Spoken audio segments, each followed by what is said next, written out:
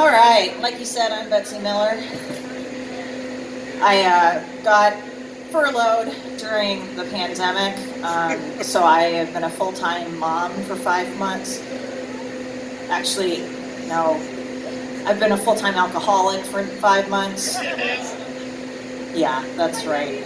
I work as a fitness instructor, and I got to go back to work last week, and I started teaching a class for your abs called Flatten the Curve. It's very popular. I had to find new ways to work out during the pandemic. The gyms weren't open. I started walking. It's fantastic. I understand now why my husband loves walking. Every step you take, you get farther away from your kids. It's awesome. I love it. I love it. I also started this thing where I try to figure out how few steps I can take in a day. I call that Fitbit. And I found a 37-year-old thigh master in my house, which is just what I call my husband. And I'm sorry, you can't borrow him.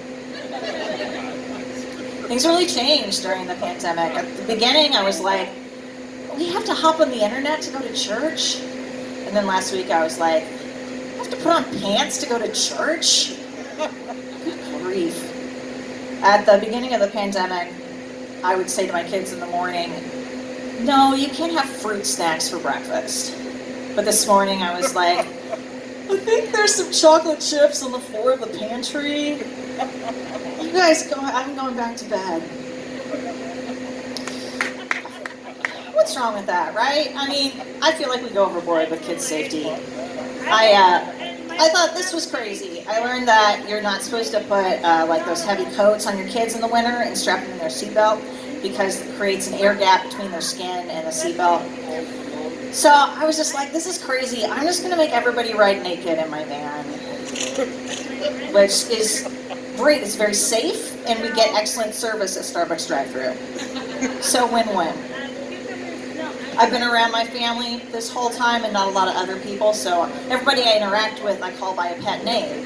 You know, like Princess, Babe, Mr. Big Dick. What? My 7-year-old was being a huge dick, okay? But, so if you come talk to me, like, I've just lost all sense of social, you know, whatever. I who knows what I'll call you? Well, I know what I'm going to call you.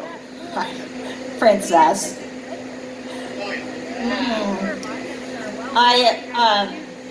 None of us got sick, fortunately, except for my husband and I did get COVID-19. That's where, on a scale from 1 to 10, about how sick you are of your children, you're at a 19. This weekend, I woke up, I said, my husband had been up for a while, I said, so did you feed the kids? He says, to what? My husband and I have just accepted the fact that we're terrible parents. Like the other day, we were driving with the kids and we were playing Fuck, Marry, Kill. Which is awful because you should never talk in front of your kids about wanting to be married to someone else. It's not appropriate. I gotta say, I would never have gotten through the pandemic without my friends. We bought all 10 seasons. I had a dream the other night that I got pregnant and I knew we didn't want more kids, so without telling my husband, I just gave the baby to my sister. My husband, woke up and I told him, and he said, oh, you know, just so you know, if you did that, I would divorce you.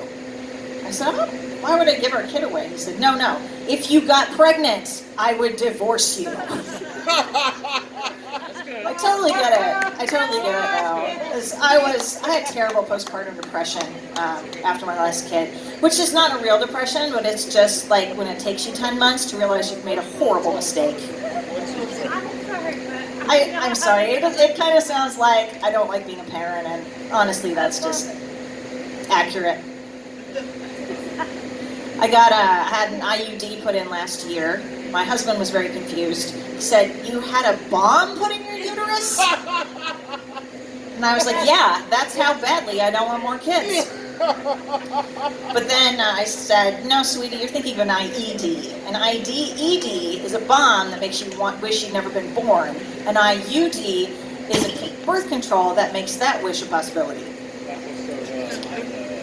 I really don't understand why parents don't want their kids learning about birth control in school.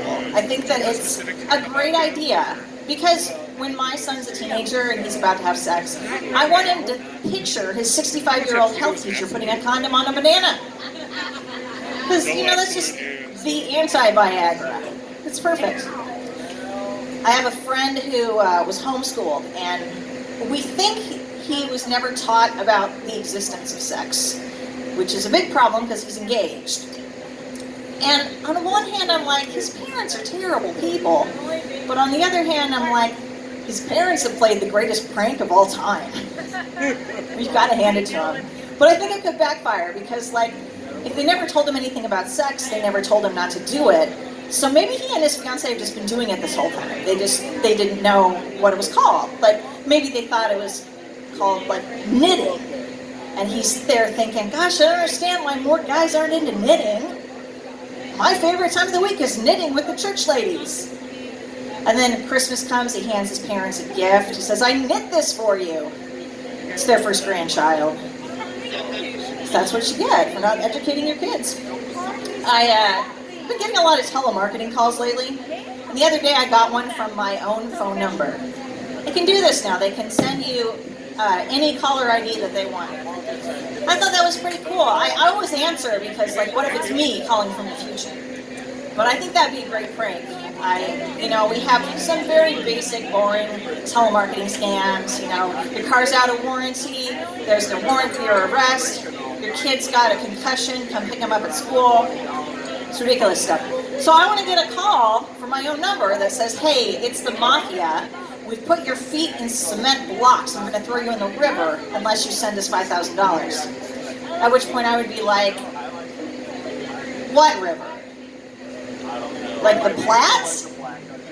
Because I'm pretty sure I'll be fine. All right, thanks a lot, Duffy. Good night.